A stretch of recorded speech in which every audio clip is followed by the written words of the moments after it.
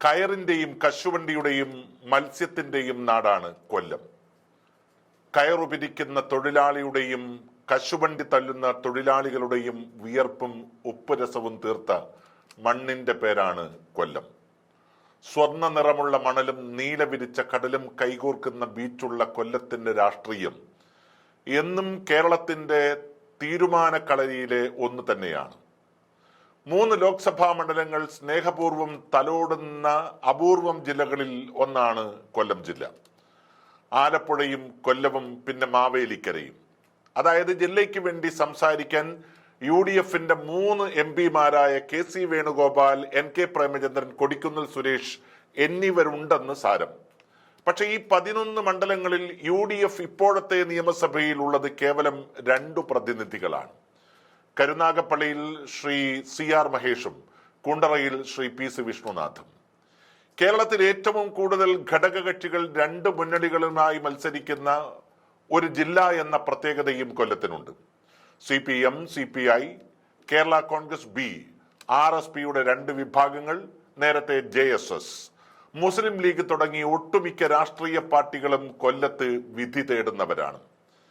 2026 തെരഞ്ഞെടുപ്പിൽ കൊല്ലം ആർക്കൊപ്പം എന്നുള്ളതാണ് ഇപ്പോഴത്തെ ഏറ്റവും പ്രധാനപ്പെട്ട വിഷയം. ലോക്സഭാ തെരഞ്ഞെടുപ്പിലെ വൻ വിജയം നിയമസഭാ തെരഞ്ഞെടുപ്പിൽ പ്രതിഫലിക്കാറില്ലെന്ന ചരിത്രം നമ്മെ ബോധ്യപ്പെടുത്തുന്ന ജില്ലകളിൽ ഒന്ന് തന്നെയാണ് കൊല്ലം. 1,53,000 വോട്ടിന്റെ ഭൂരിപക്ഷത്തിനാണ് ശ്രീ NK പ്രേമചന്ദ്രൻ വിജയിച്ചിരിക്കുന്നത്. അതായത് പുനലൂർ, ചടയമംഗലം, ചാത്തന്നൂർ, കുണ്ടറ, ഇരവിപുരം, കൊല്ലം, ചവറ എന്നീ 7 മണ്ഡലങ്ങൾ ശരാശരി 25,000 വോട്ടിന്റെ ഭൂരിപക്ഷം UDFന് നേടിക്കൊടുത്തു എന്നർത്ഥം. കരുനാഗപ്പള്ളിയിൽ 30,000-ലധികം വോട്ടിന്റെ ഭൂരിപക്ഷത്തിൽ ജയിച്ച CR മഹേഷിന്റെ മണ്ഡലത്തിൽ പക്ഷേ ലോക്സഭയിൽ ഭൂരിപക്ഷം 15,000-ആയി കുറഞ്ഞു എന്നാണ് അറിവ്. എന്നാൽ കൊടിക്കുന്നിൽ സുരേഷിനെ കൊല്ലം ജില്ലയിലെ മണ്ഡലങ്ങൾ ചതിക്കുന്ന കാഴ്ചയാണ് നമ്മൾ തെരഞ്ഞെടുപ്പിൽ കണ്ടത്. അതിന്റെ വികാര നിർഭരമായിട്ടുള്ള പ്രതികരണം അദ്ദേഹം പല വേദികളിൽ, ഏറ്റവും ഒടുവിൽ ശ്രീ രമേശ് ചെന്നിത്തല സംഘടിപ്പിച്ച ഒരു വേദിയിൽ പോലും അദ്ദേഹം പങ്കുവയ്ക്കുകയുണ്ടായി. മാവേലിക്കര മണ്ഡലത്തിൽ കൊല്ലം ജില്ലയിൽ നിന്നുള്ള 3 മണ്ഡലങ്ങളുടെ സ്ഥിതി അതിദയനീയമായിരുന്നു. അതായത് കൊട്ടാരക്കരയിലും കുന്നത്തൂരും അദ്ദേഹം പിറകിൽ പോയി. പത്തനാപുരത്താകട്ടെ കിട്ടിയ ഭൂരിപക്ഷം കേവലം 1000-ൽ പരമാണ്. ചങ്ങനാശ്ശേരിയിൽ കിട്ടിയ ഭൂരിപക്ഷമാണ് കൊടിക്കുന്നിലിനെ രക്ഷപ്പെടുത്തിയത്. അവിടെ 17,000 വോട്ടിന്റെ ഭൂരിപക്ഷം കിട്ടിയില്ലായിരുന്നുവെങ്കിൽ ഒരുപക്ഷെ ശ്രീ കൊടിക്കുന്നിൽ സുരേഷ് പരാജയപ്പെടുമായിരുന്നു. PC വിഷ്ണുനാഥിന്റെ കുണ്ടറയും ഷിബു ബേബി ജോൺ 1000-ൽ പരം വോട്ടുകൾക്ക് പരാജയപ്പെട്ട ചവറയും പക്ഷേ ലോക്സഭയിൽ വൻ മുന്നേറ്റം നടത്തി. ഹേമ കമ്മിറ്റിയിൽ പെട്ടു നിൽക്കുന്ന കൊല്ലം മുകേഷിനെതിരെ ആഞ്ഞുകുത്തി. അവിടെ ഭൂരിപക്ഷം 27,000 ഈഴവ സമുദായത്തിന് വൻ ജനസ്വാധീനമുള്ള ജില്ലയിൽ കോൺഗ്രസിന്റെ സ്ഥാനാർത്ഥി നിർണയത്തിൽ ഈ വിഭാഗം അവഗണന പേറുന്ന കാഴ്ചയാണ് നമ്മൾ കണ്ടുകൊണ്ടിരിക്കുന്നത്. 2011 അന്നത്തെ KPCC നിയോഗിച്ച വക്കം കമ്മിറ്റി തന്നെ ഈഴവ സമുദായത്തെ അവഗണിക്കുന്നതിന്റെ അപകടകരമായിട്ടുള്ള സൂചന പാർട്ടിക്ക് നൽകിയതാണ്. പക്ഷേ അതിൽ വലിയ മാറ്റങ്ങളൊന്നും ഉണ്ടാക്കാൻ ഇപ്പോഴും കോൺഗ്രസ് നേതൃത്വവും UDFും തയ്യാറായിട്ടില്ല. RSP വഴി ബാബു ദിവാകരനെ പോലുള്ള ആളുകളെ കൊണ്ട് നിർത്തി പ്രശ്നം പരിഹരിക്കാനുള്ള ശ്രമങ്ങൾ വിലപ്പോയില്ല എന്നു മാത്രമല്ല, കോൺഗ്രസ് ഈ രംഗത്ത് വേണ്ടുന്ന രീതിയിലുള്ള ഇടപെടൽ കൊല്ലം ജില്ലയിൽ നടത്തിയില്ല എന്ന് വേണം പറയാൻ. പുനലൂർ ലീഗിന്റെ സമുന്നത നേതാവ് ശ്രീ രണ്ടത്താണി പോലും മൃഗീയമായ വോട്ടിന് പരാജയപ്പെടുന്ന കാഴ്ചയാണ് നമ്മൾ കണ്ടിട്ടുള്ളത്.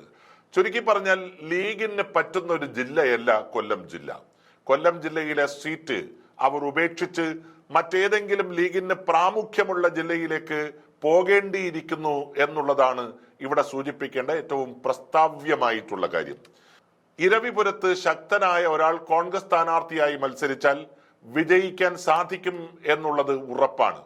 കുണ്ടറ നായർ വിഭാഗത്തിന് ശക്തി ഉണ്ടെന്നതുപോലെ 50%-ലധികം ഈഴവ വിഭാഗമുള്ള മണ്ഡലമാണ് ഇരവിപുരം.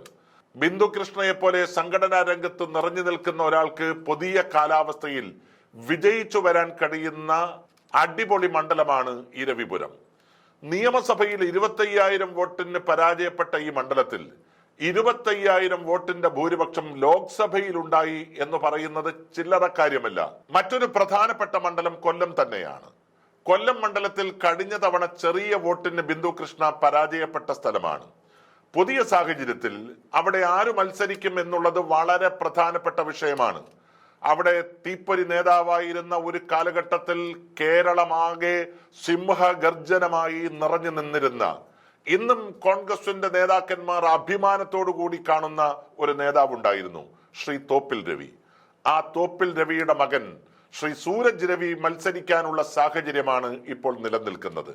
അച്ഛന്റെ ലഗസിയും കുടുംബ സൗഹൃദവും വ്യക്തിപരമായ ആദർശ വിശുദ്ധിയും അദ്ദേഹത്തിന് മുതൽക്കൂട്ടാവുക തന്നെ ചെയ്യും. കൂടാതെ 2016 ഇവിടെ മത്സരിച്ചത് മുതൽ മണ്ഡലത്തിൽ സജീവമാണ് അദ്ദേഹം. കഴിഞ്ഞ തവണ അദ്ദേഹത്തിന് സീറ്റ് നൽകാതെ മാറ്റി നിർത്തി. ചവറയിൽ ഇത്തവണ എന്തായാലും ഷിബു ബേബി ജോൺ വിജയിക്കും എന്ന് ഉറപ്പാണ്. കാരണം കഴിഞ്ഞ തവണ അദ്ദേഹം തോറ്റതിന് ശേഷം ഈ മണ്ഡലത്തിൽ ഇപ്പോൾ വളരെ സജീവമാണ് ഷിബു. ഇപ്പോൾ തന്നെ അദ്ദേഹം പ്രവർത്തനങ്ങൾ തുടങ്ങിക്കഴിഞ്ഞതായ വാർത്തകളാണ് ചവറയിൽ നിന്ന് കേൾക്കാൻ കഴിയുന്നത്. 2016 കേരളത്തിലെ ഏറ്റവും വലിയ മൂന്നാമത്തെ ഭൂരിപക്ഷത്തിന് ആയിഷ പോറ്റി വിജയിച്ച മണ്ഡലമാണ് കൊട്ടാരക്കര.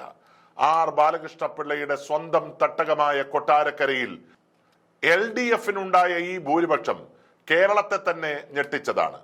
പക്ഷേ കഴിഞ്ഞ തവണ ഇവിടെ നിന്ന് മത്സരിച്ച പുതുമുഖമായ ആർ രശ്മി ഇന്നത്തെ ധനകാര്യ വകുപ്പ് മന്ത്രി ബാലഗോപാലിനോട് വെറും 10,000 വോട്ടുകൾക്കാണ് പരാജയപ്പെട്ടത്. മറ്റു ചില സ്ഥാനാർത്ഥി മോഹികൾ രംഗത്തുണ്ടെങ്കിലും രശ്മിയെ തന്നെ മത്സരിപ്പിക്കുന്നതായിരിക്കും ഗുണകരമെന്ന വിലയിരുത്തലാണ് കൊട്ടാരക്കരയിൽ ഉള്ളത്. കാരണം കേരളം മുഴുവൻ അലയടിച്ച UDF അനുകൂല ലോക്സഭാ തെരഞ്ഞെടുപ്പിലും UDF-ന് 4,000 വോട്ടുകൾക്ക് പിറകിൽ പോകേണ്ടി വന്നിട്ടുള്ള മണ്ഡലം കൂടിയാണ് കൊട്ടാരക്കര എന്ന് രാഷ്ട്രീയ നേതൃത്വം ഓർക്കുന്നത് നന്ന്. ചടയമംഗലമാണ് മറ്റൊരു മണ്ഡലം. ശ്രീ MM നസീറാണ് കഴിഞ്ഞ തവണ ഇവിടെ നിന്നും പരാജയപ്പെട്ടത്. 14,000 വോട്ടിനാണ് അദ്ദേഹം പരാജയപ്പെട്ടത്.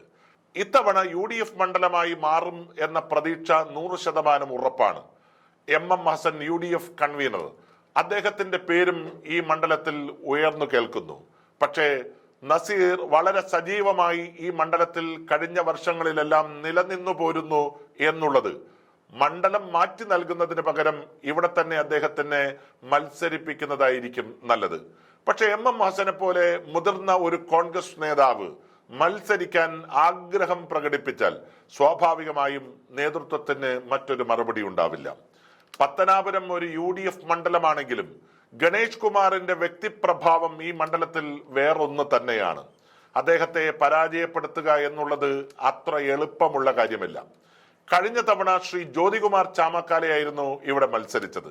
പക്ഷേ അദ്ദേഹത്തെ സംബന്ധിച്ച് പറയാനുള്ളത് ഇപ്പോഴും ഈ മണ്ഡലം തിരിച്ചുപിടിക്കാനുള്ള അതിശക്തമായ പ്രവർത്തനങ്ങൾ ജ്യോതികുമാർ എത്രത്തോളം നടത്തുന്നു എന്നുള്ള കാര്യത്തിൽ സംശയമാണ്.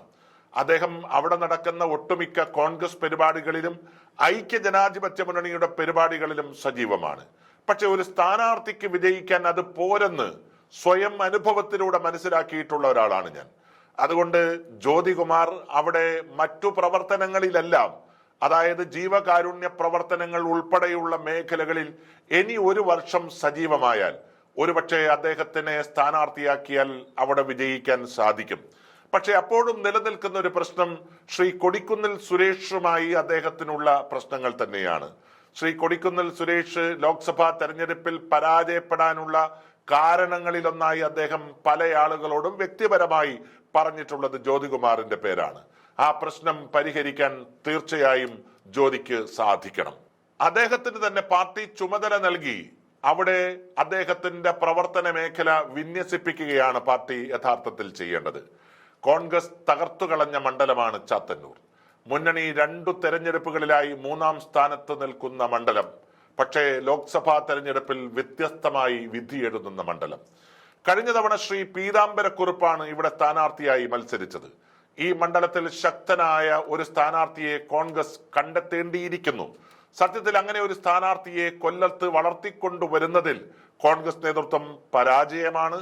അങ്ങനെ ഒരു സ്ഥാനാർത്ഥിയെ ഇനിയെങ്കിലും കണ്ടെത്തി അടുത്ത ഒരു വർഷം സക്രിയമാക്കാനുള്ള നടപടികൾ കോൺഗ്രസ് അതിവേഗം തീരുമാനിക്കേണ്ടതാണ്. കുന്നത്തൂരിൽ ഉല്ലാസ് കോവൂർ മിടുക്കനായിട്ടുള്ള വ്യക്തിയാണ്. കഴിഞ്ഞ തവണ 2000-ഓളം വോട്ടിന് മാത്രമാണ് അദ്ദേഹം അവിടെ കോവൂർ കുഞ്ഞുമോനോട് പരാജയപ്പെട്ടത്. 4 വട്ടം തുടർച്ചയായി മത്സരിച്ച കോവൂർ കുഞ്ഞുമോൻ മാറണം എന്നുള്ള തോന്നൽ സ്വാഭാവികമായും അവിടെയുണ്ട്. അങ്ങനെയെങ്കിൽ ഉല്ലാസ് കോവൂർ അതിശക്തമായ പോരാട്ടത്തിലൂടെ വിജയിച്ചു വരാൻ സാധ്യത ആദ്യം തന്നെ പറയാൻ കഴിയുന്ന മണ്ഡലങ്ങളിൽ ഒന്നാണ് കുന്നത്തൂർ. കരുനാഗപ്പള്ളി, ചവറ, കുണ്ടറ, കൊല്ലം, ഇരവിപുരം, കൊട്ടാരക്കര ഈ 5 മണ്ഡലങ്ങൾ ഐക്യജനാധിപത്യ മുന്നണിക്ക് അനായാസേന 2026 വിജയിക്കാൻ കഴിയുന്ന കൊല്ലം ജില്ലയിലെ മണ്ഡലങ്ങൾ തന്നെയാണ്.